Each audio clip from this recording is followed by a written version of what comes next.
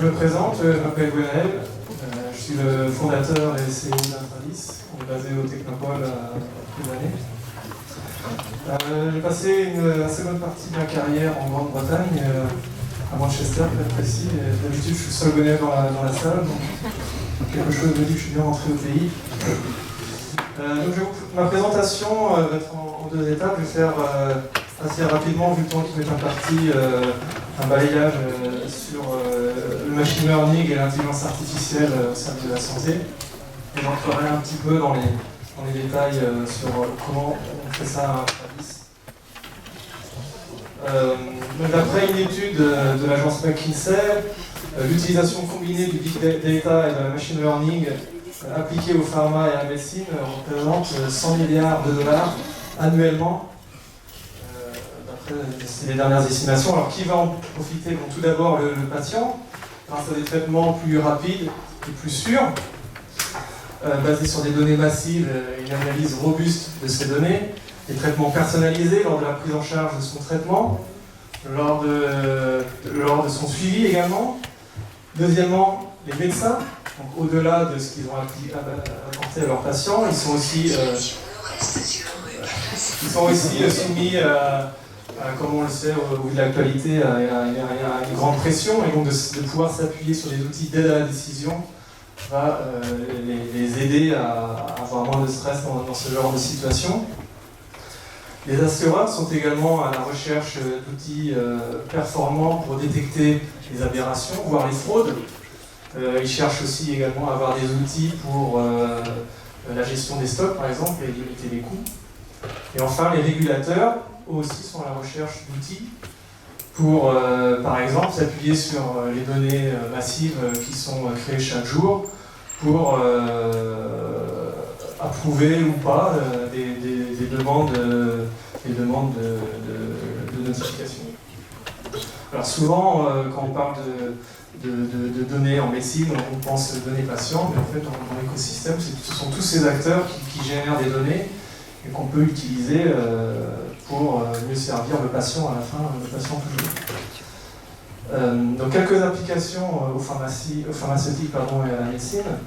Alors le chemin du patient dans le système de santé, ça commence soit au cabinet du médecin, soit dans l'ambulance pour le diagnostic. Ensuite, il passe à l'hôpital, éventuellement pour un traitement. Et puis il y a aussi le suivi de ce patient, soit dans les cabinets spécialisés, voire à la maison. Je parlerai aussi de la prévention. C'est aussi important parce que de prévenir la maladie permet d'économiser beaucoup d'argent, bien sûr, plutôt que de chercher à le traiter. C'est un domaine très actif dans l'intelligence artificielle de la santé. L'identification de la maladie et le diagnostic sont sur la ligne de front de l'intelligence artificielle en médecine. Et c'est donc sans surprise que les gros acteurs, comme ont été mentionnés plus tôt par Olivier par exemple, tels que IBM, ont été parmi les premiers à s'attaquer à ce champ d'application, en particulier le traitement du cancer. Alors, non seulement pour la classification des images, comme on voit ici, mais également pour le séquençage génomique. Récemment, Google et son bras DeepMind Health ont annoncé différents partenariats avec les hôpitaux britanniques. C'est aussi un peu pour rebondir par rapport à la présentation d'Olivier, où les acteurs tels que des GAFA ne se limitent pas à leur champ d'activité un peu traditionnel et font un gros effort en fait, vers la santé, avec plus ou moins de succès, mais avec aussi de gros moyens. La classification d'images est l'un des champs les plus actifs, dont les médias se font le plus l'écho. La radiologie et l'oncologie sont particulièrement citées. La détection du cancer du sein, comme dans le slide précédent, ou ici, détection de nodules cancéreux dans les poumons, ou encore détection de maladies ophtalmologiques. On peut également mentionner détection de fractures dans des radios, etc. L'une des pistes de recherche privilégiées par les entreprises pharmaceutiques, celle de la médecine de précision, laquelle requiert d'identifier des mécanismes pour les maladies multifactorielles et d'en déduire un schéma thérapeutique spécifiques aux patients. Et là l'intelligence artificielle est un outil indispensable pour une telle médecine qui doit analyser un volume de données énorme, et non seulement génétique, mais également phénotypique. Et de combiner toutes ces informations pour en déduire un traitement est quelque chose de très compliqué. Une deuxième application pharmaceutique, c'est la réaffectation de médicaments, car le développement de médicaments ne se limite pas à la découverte de nouvelles molécules. Et ça peut être également la réaffectation de molécules dont on connaît déjà le fonctionnement, et les interactions avec les molécules humaines. Et un troisième cas d'application pour le pharmaceutique, c'est les bras de contrôle synthétiques. Alors quand on fait des tests pour les médicaments, il faut savoir qu'un essai clinique, c'est 2,5 milliards de dollars, que ça marche ou que ça ne marche pas. Et dans ces essais cliniques, il y a toujours, s'il est bien fait, il y a toujours un bras de contrôle où les patients en fait, ne reçoivent pas le médicament testé, mais reçoivent un placebo ou le traitement de base. Donc, ce ne serait pas éthique dans certains cas de ne pas donner de médicament du tout. Et donc, ces patients représentant entre un tiers et la moitié des patients de ces essais cliniques, là encore, ça représente beaucoup d'argent pour les entreprises pharmaceutiques, pour les patients qui finalement ne reçoivent pas le médicament. D'où l'idée de créer des bras de contrôle synthétiques, où on s'appuie sur les données existantes qui ont été créées lors d'essais cliniques précédents, ou tout simplement lors de visites de contrôle de routine, ou sur les dossiers patients, pour comparer le médicament en cours d'évaluation et un placebo ou le traitement de base. Le machine learning peut non seulement aider à la détection du cancer, mais il peut également s'appliquer à la planification du traitement, comme on voit ici. Donc, dans les cas très agressifs de cancer, la rapidité du traitement est clé. Et lorsque la planification dépend d'experts humains très occupés, là encore, l'intelligence artificielle peut aider à accélérer la création de ce planning de traitement et donc sauver des vies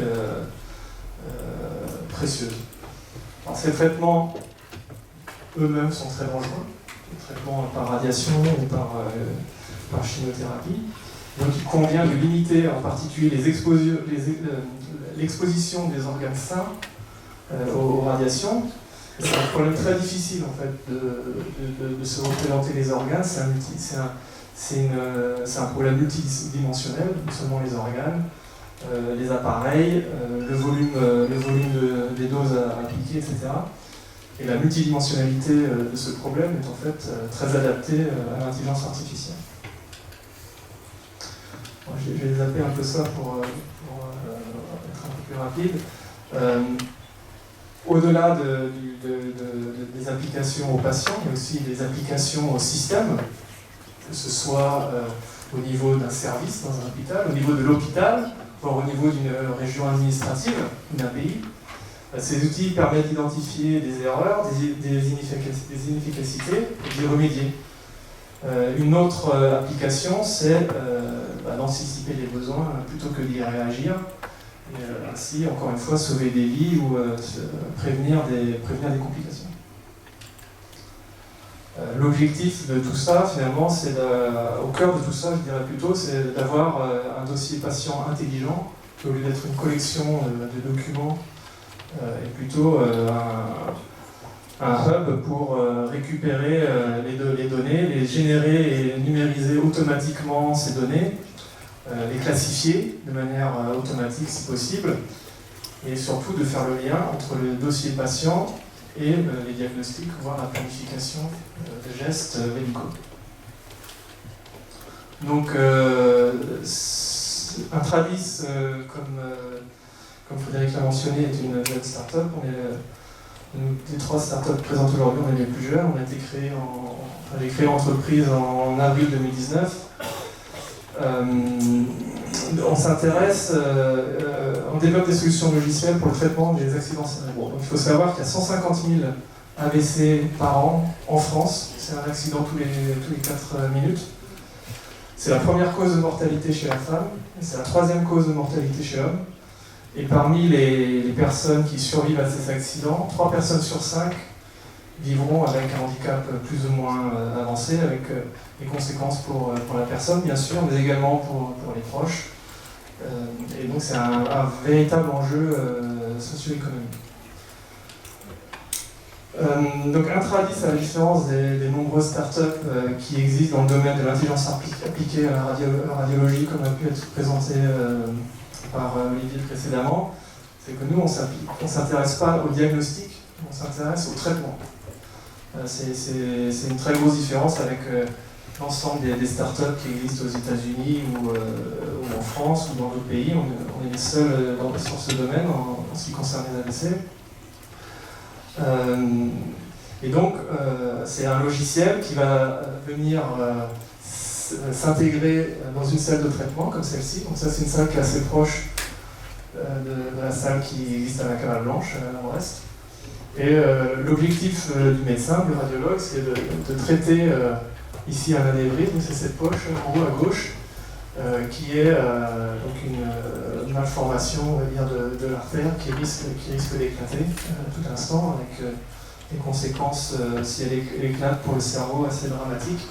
Et donc son objectif, c'est d'amener des implants au niveau de l'artère et de l'anévrisme, en utilisant les outils qu'on peut voir dans la salle. Alors, les limitations de la méthode actuelle, on peut les résumer à 3 points. Donc tout d'abord le temps, alors que chaque seconde compte pour le patient. Un temps assez précieux est passé à analyser les données, voire à les réanalyser, à bouger les appareils en gros à planifier le geste. Et donc ça c'est le premier point, le temps. Le deuxième point, c'est les complications. Comme toute procédure médicale, il y a des risques de complications qui peuvent survenir avec des conséquences potentiellement graves. Et enfin, les images qui sont utilisées lors de ce traitement, comme dans cette salle-là, sont des rayons X, qui dit rayon X, dit radiation, et donc il y a un risque de surexposition si on n'est pas assez rapide, encore une fois, et pour le patient, et pour le radiologue qui se trouve au plus près de ces appareils.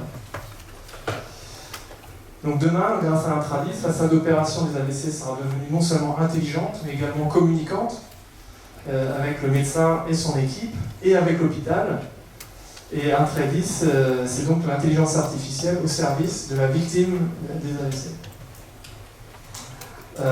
Les avantages d'Intradis par rapport à la méthode traditionnelle, c'est donc d'offrir des outils pour le médecin en termes de planification et de guidage, afin d'accroître la sécurité et la précision, de réduire le temps d'intervention, d'augmenter la productivité dans la salle d'angiographie et de limiter les radiations.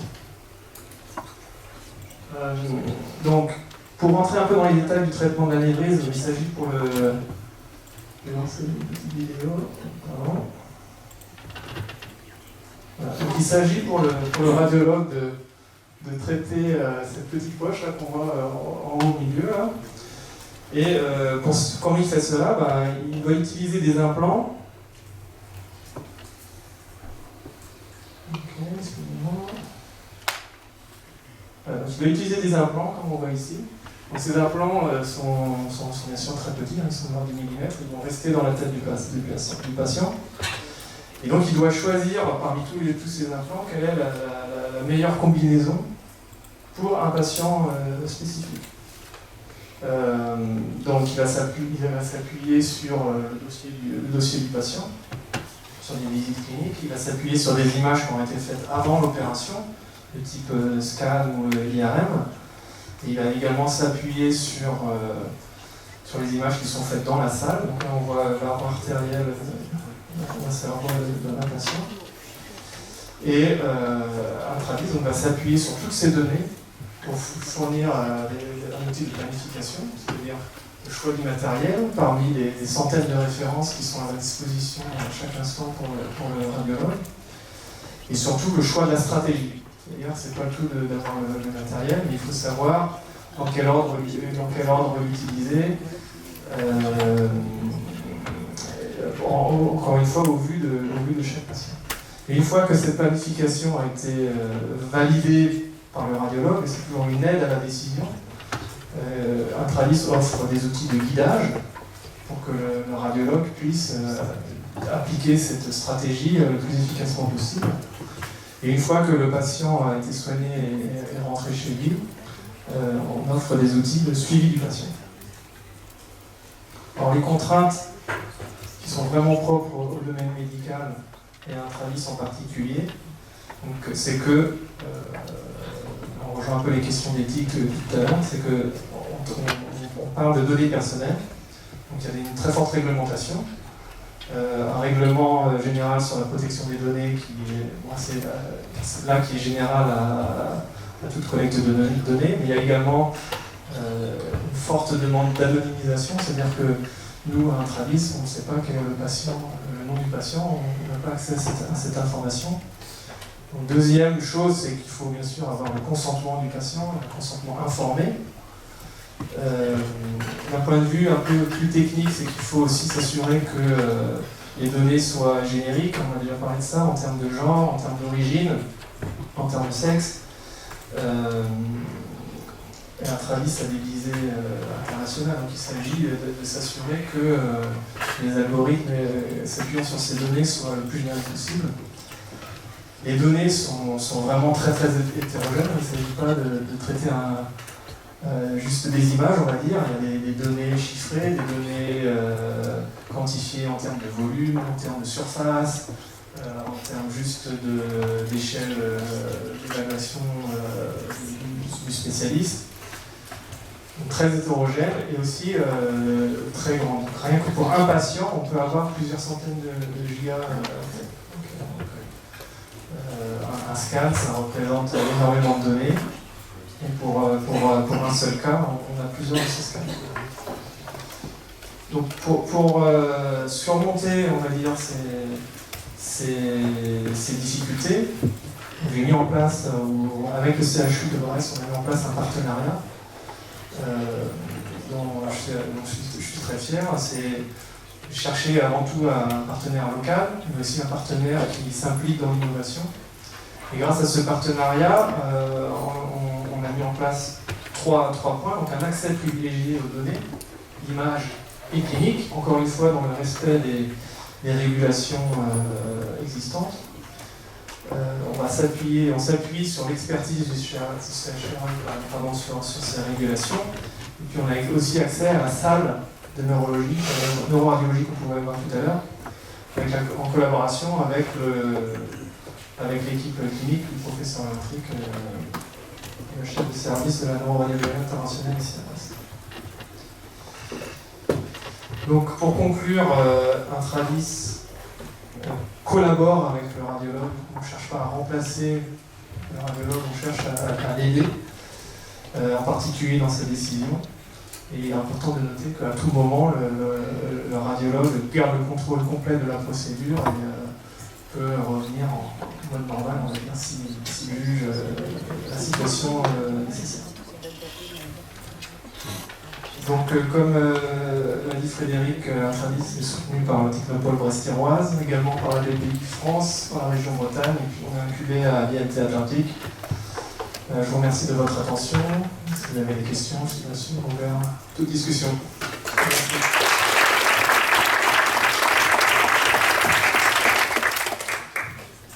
Alors, y a-t-il des questions parmi nous pour terminer cet après-midi? Pas de questions? John, je sens que Olivier, une réflexion sur les startups ou sur la santé, vous avez quelques mois sur quelques des autres. Je vais improviser. Les trois startups qu'on a vues sont typiques des meilleurs use cases qu'on a dans l'IA aujourd'hui, puisqu'on voit qu'il y a de l'analyse de flux, dans le cas des navires, on voit beaucoup d'imagerie dans les deux cas précédents, aussi bien côté agriculture que dans ton cas. Donc tout ça c'est très pertinent, ça c'est sur des technologies qui marchent relativement bien, c'est assez mature. Ce qui fait la valeur de la solution, c'est la connaissance du métier. C'est clair, c'est pas juste intéresse de neurones qui ont fait une application et qui connaissent le métier. Donc dans les deux cas, c'est pertinent. On voit aussi qu'il y a un couplage très fort entre le hardware et le software. Donc ils ont insisté tous sur la qualité des capteurs, et c'est vrai. Moi, je me suis intéressé à l'agriculture l'année dernière.